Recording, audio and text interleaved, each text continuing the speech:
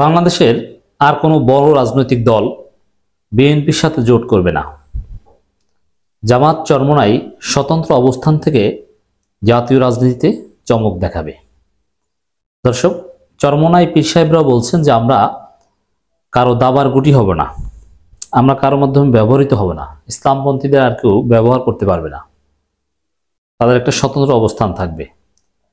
অতীতে আমরা দেখেছি যে মূলধারার ইসলামপন্থীরা বিএনপিকে সমর্থন করেছে এবং মূলধারা ইসলামপন্থীদের সমর্থন নিয়ে বিএনপি বারবার ক্ষমতায় এসেছে।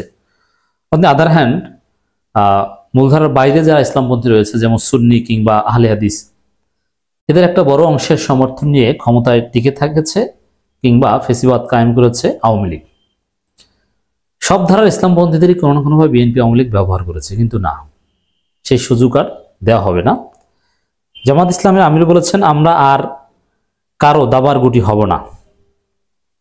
পীর সাহেব চরমোনাই সেম কথা বলছেন। এর মানে ইসলামপন্থী দলগুলো বিএনপির সাথে বা অন্য কোনো দলের সাথে আর জোট করবে না, বরং তাদের সাথে কারা জোট করবে সেটা ভাবতে হবে।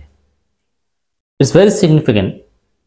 এর অর্থ এটাই যে বিএনপির সাথে বড় কোনো দল আর জোট করবে না। বিএনপির সাথে জোট করলে করবে সর্বোচ্চ গণ অধিকার পরিষদ আর আন্দালিব রহমান পার্থ একটা সিট পাওয়ার জন্য, মাহমুদুর রহমান মান্না তিনি নিজে জেতার জন্য, বিপ্লবী ওয়ার্কার্স পার্টি সাইফুল হক তিনি নিজে জেতার জন্য।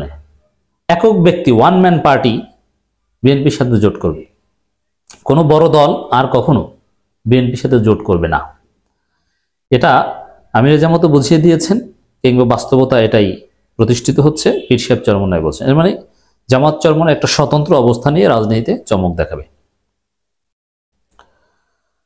বাংলাদেশ জামাত ইসলামের আমির ডাক্তার শফিকুর রহমান বলেছেন আমরা রাষ্ট্রে কোনো বিশৃঙ্খলা সৃষ্টি করতে চাই না, কিন্তু আমাদের সাথে কেউ যদি খেলে তাহলে আমরা কারো দাবার গুটি হব না, কেউ আমাদের সাথে খেলবে তা পছন্দ করি না। তিনি আরো বলেন শুধু আমাদের সাথে না, এদেশের একজন নাগরিকের সাথেও কেউ যেন খেলা না করে। এর মানে জামাতের সাথে খেলতে আসলে জামাত খেলবে।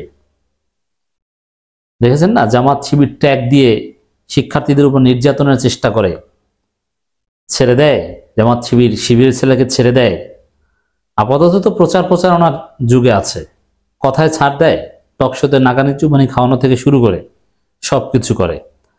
অতএব জামাত শিবির কিন্তু এখন খেলবে।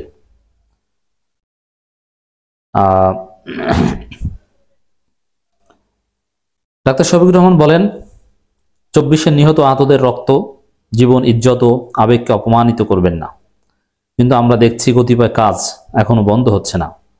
আমরা দেশবাসীকে আহ্বান জানাবো, আমরা বারবার আহ্বান জানিয়ে যাচ্ছি, কিন্তু এই আহ্বান কিয়ামত পর্যন্ত জানাবো না। এর মানে হাত শক্ত করবে, আঙ্গুল বাঁকা করবে, বারবার আহ্বান জানাবে না। জামাতও কিন্তু খেলবে এবং জামাতের সাথে চরমোনাইও আছে। আর ওই বিএনপির ধান্দাবাজি আর চলবে না, আওয়ামী লীগ তো আর ফিরে আসবে না।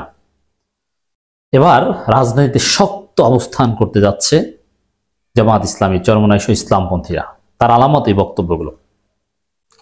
দলমত নির্বিশেষে সবাইকে চাঁদাবাজি দখলদারি বন্ধ করতে এগিয়ে আসার আহ্বান জানিয়ে তিনি বলেন জাতিকে সামনে এগিয়ে যেতে দিন, আবার যেন ফেসিবাদের নতুন ধারা অধ্যায় তৈরি না হয়। তার থেকে ফিরে আসুন, ফিরে না এলে আমাদের লড়াই অব্যাহত থাকবে। এটা হচ্ছে বিএনপিকে এক প্রকার হুঁশিয়ারি, বিএনপির বিরুদ্ধে জনগণকে জেগে ওঠার এক ধরনের আহ্বান, যে চাঁদাবাজি বন্ধ করতে সবাইকে এগিয়ে আসতে পারে। চাঁদাবাজি করে কে?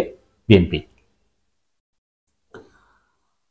জামাতের আরো নেতারা বিভিন্ন কথা বলেন। যাই হোক দর্শক, মূল মেসেজ এটাই যে জামাত চরমোনাই বা ইসলামপন্থীরা আর কারোর মাধ্যমে ব্যবহৃত হবে না, আর যদি আবারও ব্যবহৃত হয় তাহলে এদের রাজনীতিই থাকবে না। অতএব ডু অর ডাই।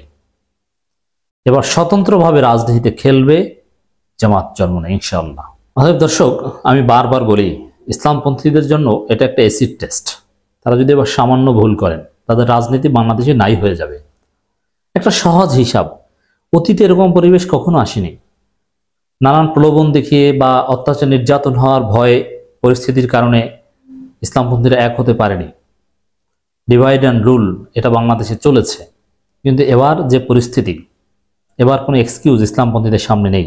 সবাই স্বাধীন, যে যার মতো সিদ্ধান্ত নিতে পারছে এবং সবাইকে পরিস্থিতি এক করে দিয়েছে।